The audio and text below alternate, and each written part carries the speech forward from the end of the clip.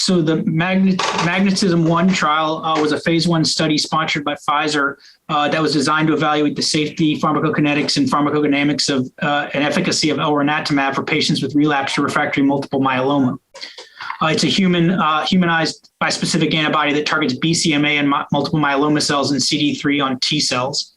And at a data cutoff from February of this year, evaluating 55 patients at a dose of subcutaneous 250 micrograms per kilograms at weekly or once every other week dosing.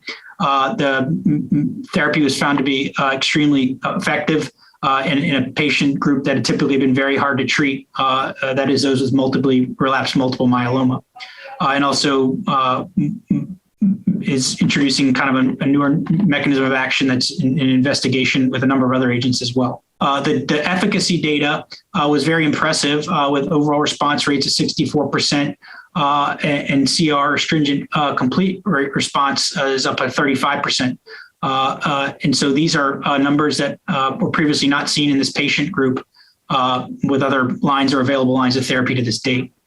With regard to side effects, there were some AEs seen with regard to hematologic AEs. About 41 patients or 75% of people had neutropenia, with the majority of these being grade 3 or 4. There were some other mild cytopenias as well. The other non-hematologic conditions that we saw, or AEs we saw, were cytokine release syndrome. But I think it's very important to note that the majority of these were only grade 1 or grade 2, and this was able to be mitigated by pre-medications and step-up priming dosing. And so I think with regard to the safety of these medicines, these were all very manageable toxicities.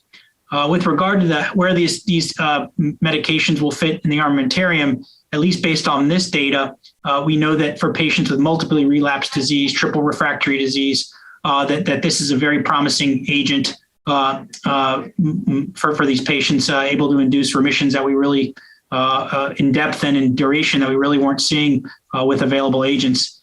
I think it's going to be very interesting to see with ongoing trials where these therapies, specifically Elranatamab and other BiTEs, will start moving up into earlier lines of therapy to hopefully induce deeper and longer remissions.